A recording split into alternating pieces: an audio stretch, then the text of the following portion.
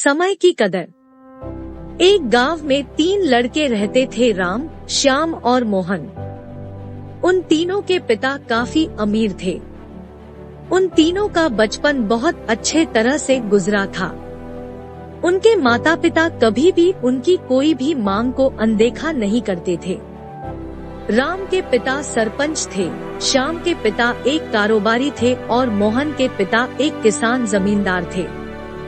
छोटी उम्र से ही उन सबको लाड प्यार ने ऐसा बना दिया था कि ना तो उनको मेहनत का पता था और ना ही उनको समय की परवाह थी।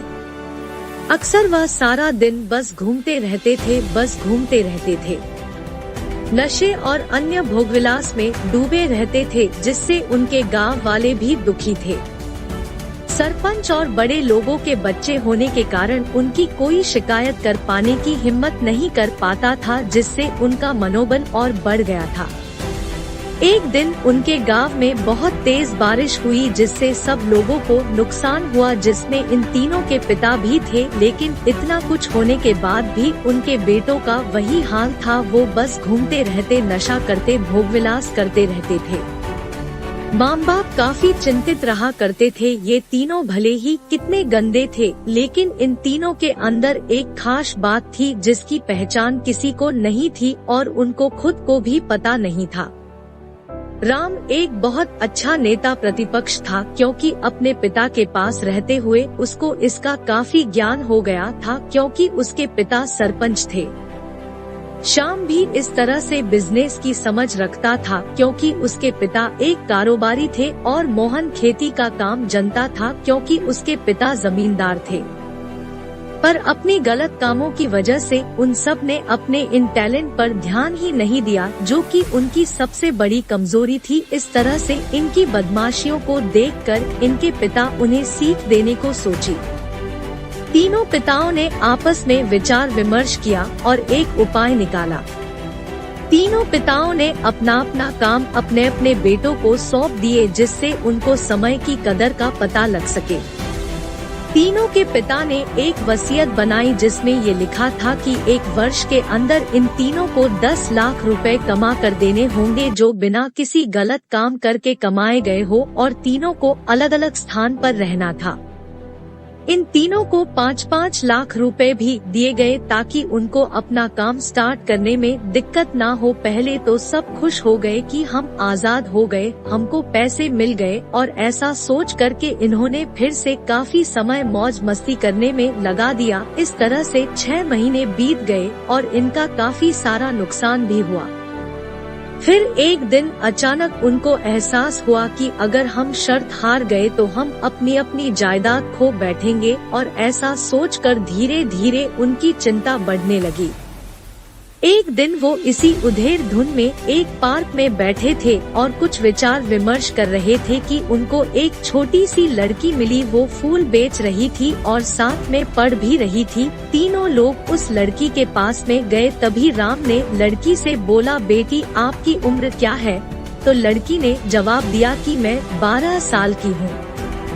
अंकल, इतना सुनते ही राम ने उस लड़की से पूछा कि आप इतने छोटे होकर के खेल नहीं रहे हो?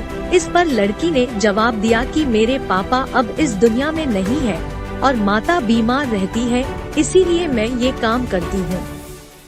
ये सुनकर राम ने अपना बटुआ निकाला और उसके पास जो भी पैसे बचे थे वो उस लड़की को देने लगा। उसके बाद लड़की ने बोला, अंकल आप भी फूल ले लो, मुझे बहुत खुशी होगी, क्योंकि मैं अगर आपसे फ्री में पैसे ले लूंगी तो फिर मेरा पढ़ाई में मन नहीं लगेगा, मैं काम चोर बन जाऊंगी, क्योंकि यही समय है जिस समय में अपना भविष्य लिख सकती हूँ।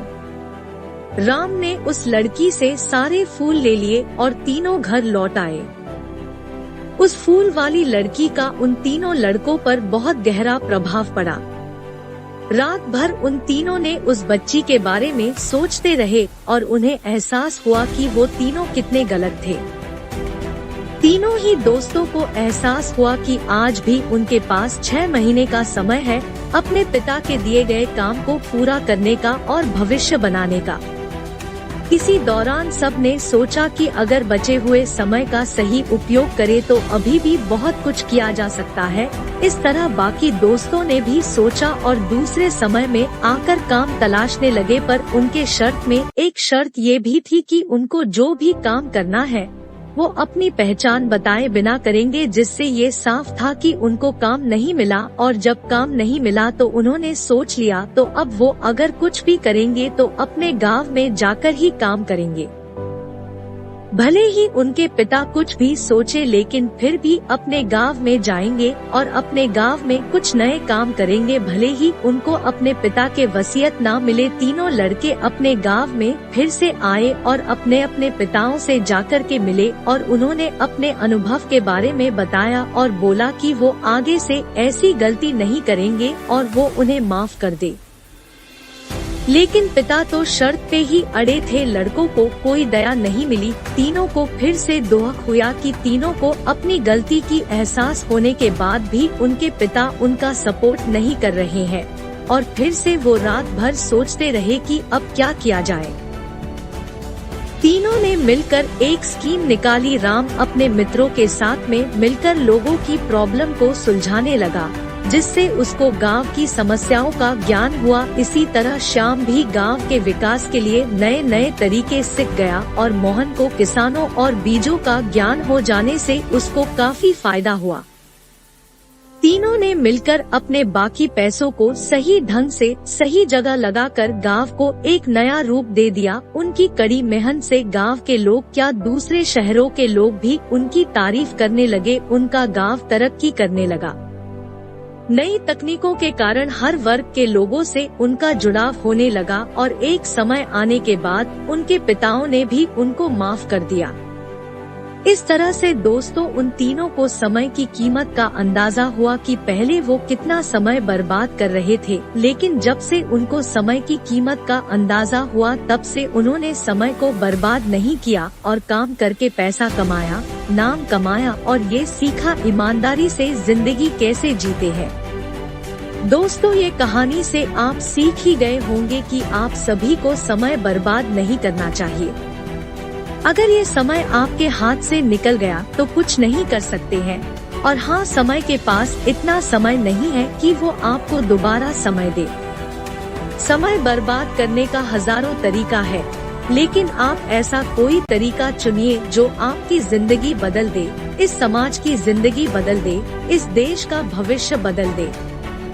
यदि ये कहानी आपको पसंद आई हो और इससे कोई सीख मिली हो तो अपने दोस्तों और अन्य लोगों के साथ शेयर एंड सब्सक्राइब जरूर करिएगा।